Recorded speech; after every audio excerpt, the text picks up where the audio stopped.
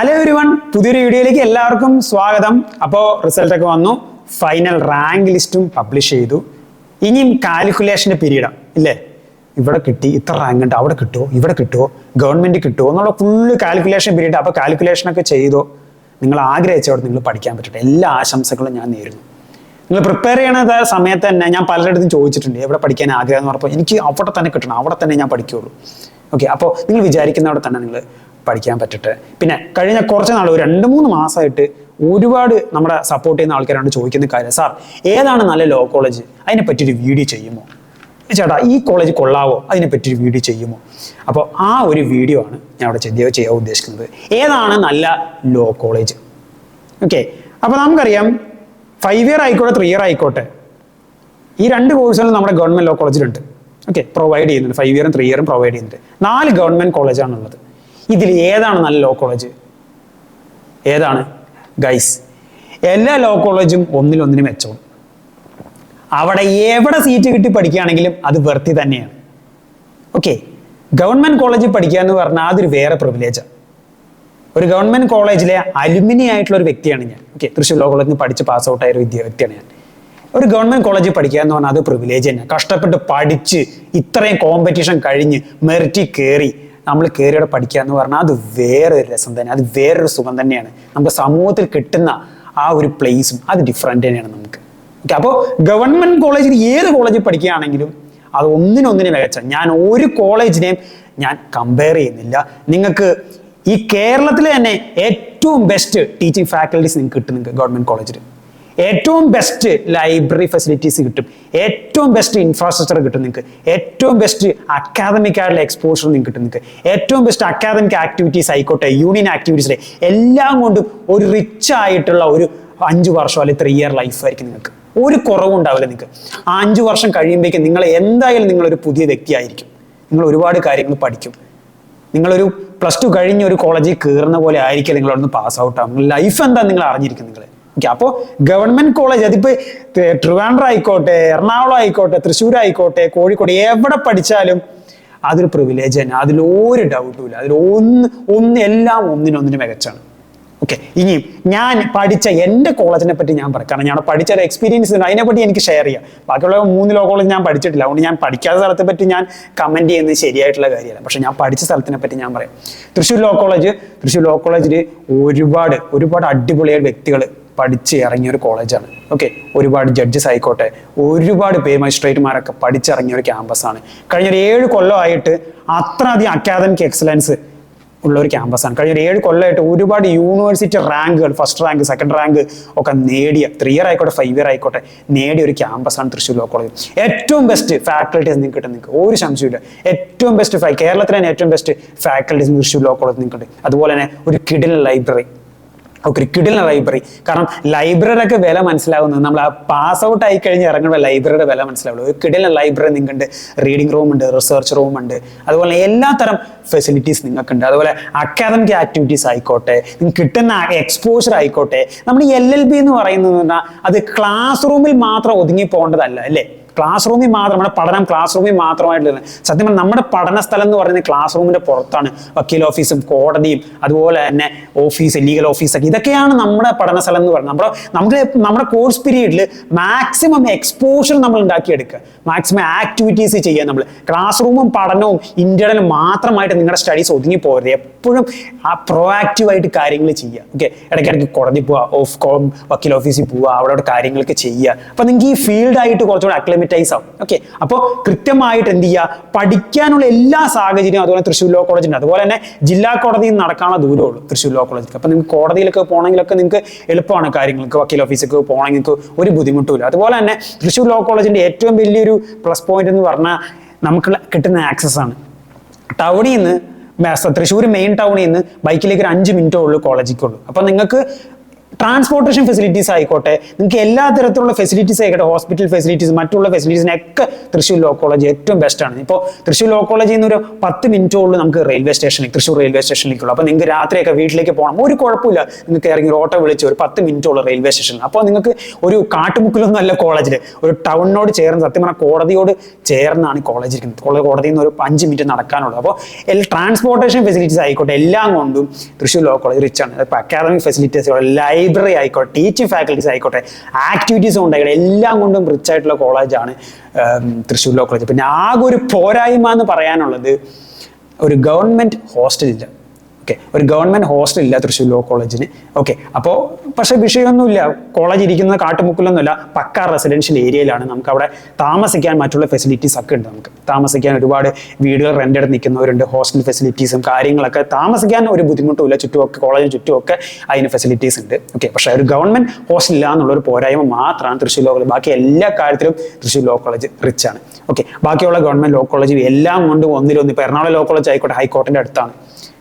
അപ്പോൾ ഒരുപാട് ഫേമസ് ആയിട്ടുള്ള ആൾക്കാർ പഠിച്ചിറങ്ങിയ ഒരു ക്യാമ്പസാണ് എറണാകുളം ലോ കോളേജ്. അതുപോലെ ട്രിവാൻഡ്രം ലോ കോളേജ് എന്നൊക്കെ പറഞ്ഞു കഴിഞ്ഞാൽ ഒരുപാട് പാരമ്പര്യമുള്ള ഒരു ക്യാമ്പസാണ് ട്രിവാൻഡ്രം ലോ കോളേജ്. അതുപോലെ കോഴിക്കോട് ലോ കോളേജ് റിച്ച് ആയിട്ടുള്ള ഒരു ക്യാമ്പസ് ഉള്ളത്. അതുപോലെ റിച്ച് ആയിട്ടുള്ള ഒരു എന്താ പറയുക, പഠിക്കാൻ എല്ലാതരം ഫെസിലിറ്റീസും ഉള്ള ഒരു ക്യാമ്പസാണ് കോഴിക്കോട് ലോ കോളേജ്. അപ്പോൾ ഇത്രയാണ് ഗവൺമെന്റ് ലോ കോളേജിൽ നിങ്ങൾക്ക് എവിടെ കിട്ടിയാലും, ഏത് കോളേജിൽ കിട്ടിയാലും ഒന്നിനൊന്നിന് മികച്ചാണ്, അത് വെർത്താണ്. നിങ്ങൾ എവിടെ കിട്ടിയാലും ധൈര്യമായി പോയി പഠിച്ചോ നിങ്ങൾ. പഠിക്കുന്ന കാലഘട്ടത്തിൽ ഏറ്റവും കൂടുതൽ എക്സ്പോഷർ നിങ്ങൾ ഉണ്ടാക്കിയെടുക്കുക എന്നുള്ളൊരു കാര്യം മാത്രമാണ് ചെയ്യാനുള്ളത്. ഇനി പ്രൈവറ്റ് ലോ കോളേജിൽ ഏതാണ് മികച്ച ലോ കോളേജ്? ഞാനൊരു കോളേജിനെ നീ പേരെടുത്തൊന്നും ഞാനോട് പറയുന്നില്ല, പേരെടുത്തൊരു കോളേജ് ഞാൻ പ്രിസ്ക്രൈബ് ഒന്നും ചെയ്യുന്നില്ല. ബട്ട് ഒരു പ്രൈവറ്റ് കോളേജ് സെലക്ട് ചെയ്യുമ്പോൾ ശ്രദ്ധിക്കേണ്ട കുറച്ച് കാര്യങ്ങൾ ഞാൻ പറഞ്ഞുതരാം. അത് നിങ്ങൾ കൃത്യമായിട്ട് പാലിച്ച് നിങ്ങളൊരു കോളേജ് നിങ്ങൾ തന്നെ സ്വയം തിരഞ്ഞെടുത്തോ. ഒരു കോളേജിൽ, അത് പ്രൈവറ്റ് കോളേജ് നമ്മൾ പഠിക്കുമ്പോൾ നിങ്ങൾ ശ്രദ്ധിക്കേണ്ട കാര്യം വെച്ചാൽ നമ്മൾ പഠിക്കുന്ന LLB ലീഗൽ എഡ്യൂക്കേഷൻ. ഈ ഒരു ലീഗൽ എഡ്യൂക്കേഷൻ ഏറ്റവും വേണ്ട ഒരു കാര്യം എന്ന് പറയുന്നത് ലൈബ്രറിയാണ്. നല്ലൊരു ലൈബ്രറി. കാരണം ലീഗൽ ബുക്സിനൊക്കെ നല്ല വിലയാണ്. അത് പൈസ കൊടുത്ത് മേടിക്കുക എന്ന് പറഞ്ഞാൽ എളുപ്പമുള്ള കാര്യമല്ല, എല്ലാവർക്കും അത് താങ്ങാൻ സാധിക്കില്ല. അപ്പോൾ നമ്മുടെ കോളേജിൽ നമുക്കൊരു അടിപൊളി ലൈബ്രറി ഉണ്ടെങ്കിൽ നമുക്ക് എന്ത് ചെയ്യാം, നമുക്ക് അത് പോയി അവിടുന്ന് ബുക്സ് എടുത്ത് നമുക്ക് റെഫർ ചെയ്യാം. എക്സാമിന് പഠിക്കാൻ ബുക്കുകൾ വേണം ഇല്ലേ, എക്സാമിനേഷൻ പഠിക്കാൻ ലീഗൽ ബുക്സ് വേണം നമുക്ക്.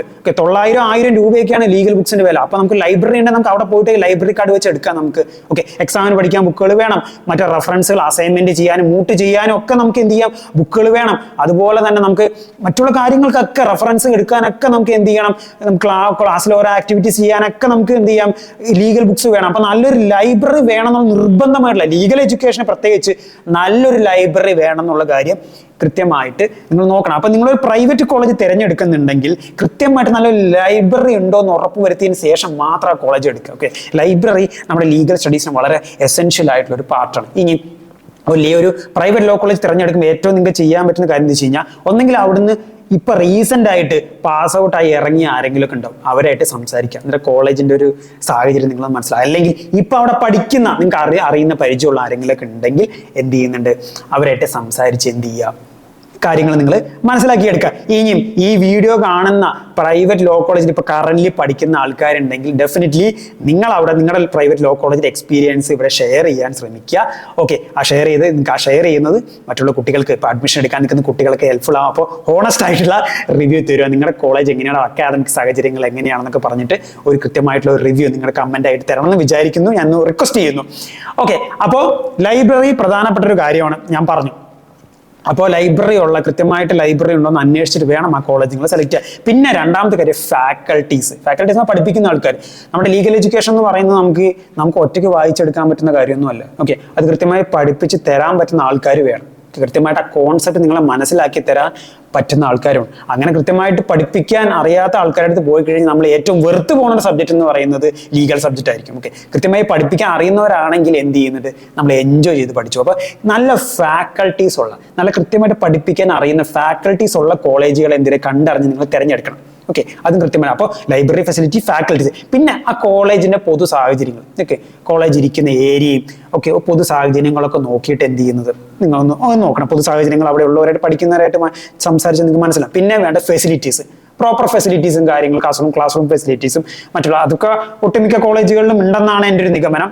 ഡെഫിനറ്റ്ലി അതൊക്കെ അന്വേഷിച്ചിട്ട് വേണം നിങ്ങൾ എന്ത് ചെയ്യുന്നത്, ചെയ്യാൻ. അതുപോലെ തന്നെ നമ്മുടെ ലോ കോളേജിൽ പഠിക്കുമ്പോൾ കൃത്യമായിട്ട് അക്കാദമിക് ആയിട്ടുള്ള പ്രോഗ്രാംസ് ഒക്കെ നടത്തുന്നുണ്ടോ എന്ന് എന്ത് ചെയ്യണം, സെമിനാറുകളും മറ്റും ഒക്കെ നടത്തുന്നുണ്ടോ എന്ന് കൃത്യമായിട്ട് നിങ്ങളൊന്ന് അന്വേഷിക്കണം. ഓക്കെ, അതൊക്കെ നമ്മുടെ ഒരു കരിക്കുലത്തിന്റെ ഭാഗമാണ് നമ്മൾ. ഓക്കെ, അതൊക്കെ നമ്മുടെ കരിക്കുലത്തിന്റെ ഭാഗമാണ്. അപ്പോൾ കൃത്യമായിട്ട് അക്കാദമിക് പ്രോഗ്രാംസ് ഒക്കെ നടക്കുന്നുണ്ടോ, അക്കാദമിക് അല്ലാത്ത പ്രോഗ്രാംസ് ഒക്കെ നടക്കുന്നുണ്ടോ ഒക്കെ നിങ്ങൾ കൃത്യമായിട്ട് എന്ത് ചെയ്യുന്ന അന്വേഷിച്ചിട്ട് വേണം. അപ്പൊ ഇത്രയും കാര്യങ്ങൾ നിങ്ങൾ എന്ത് ചെയ്യണം, ശ്രദ്ധിച്ചിട്ട് വേണം നിങ്ങൾ എന്ത് ചെയ്യണം ഒരു പ്രൈവറ്റ് ലോ കോളേജ് തിരഞ്ഞെടുക്കാൻ. ഒരു ലോ കോളേജിന് ഞാൻ പ്രിസ്ക്രൈബ് ചെയ്യുന്നില്ല, ഈ ഫെസിലിറ്റീസ് ഒക്കെ ലോ കോളേജിൽ കൃത്യമായിട്ട് അന്വേഷിച്ച് ആ കോളേജ് നിങ്ങൾ എന്ത് ചെയ്യുക, നിങ്ങൾ സെലക്ട് ചെയ്യുക, നിങ്ങൾ പഠിക്കാനുള്ള താല്പര്യമുള്ള കോളേജായിട്ട് നിങ്ങൾ സെലക്ട് ചെയ്യുക. പിന്നെ ഞാൻ ഗവൺമെന്റ് കോളേജിന്റെ കാര്യം ഞാൻ ഓൾറെഡി പറഞ്ഞു, ഞാൻ പഠിച്ച കോളേജിന്റെ ഫെസിലിറ്റീസ് ഞാൻ പറഞ്ഞു.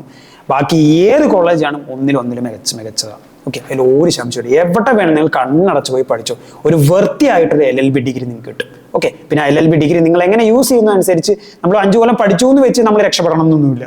നമ്മൾ 5 കൊല്ലം കഴിഞ്ഞ് ആ പഠിച്ച സാധനം എങ്ങനെ നമ്മൾ സ്കില്ലാക്കി മാറ്റിയെടുത്ത് നമ്മൾ സമ്പാദിക്കുന്ന അനുസരിച്ചിരിക്കും നമ്മുടെ വിജയം. ഓക്കെ, അപ്പോൾ LLB പഠിച്ചു കഴിഞ്ഞാൽ ജോലിയൊന്നും കിട്ടില്ല, LLB പഠിച്ചു കഴിഞ്ഞാൽ കോടതിയിൽ പോയി നുണ പറയാനേ പറ്റുള്ളൂ എന്നൊക്കെ പറഞ്ഞ് ചുറ്റും ആൾക്കാരൊക്കെ പറയുന്നുണ്ടാവും.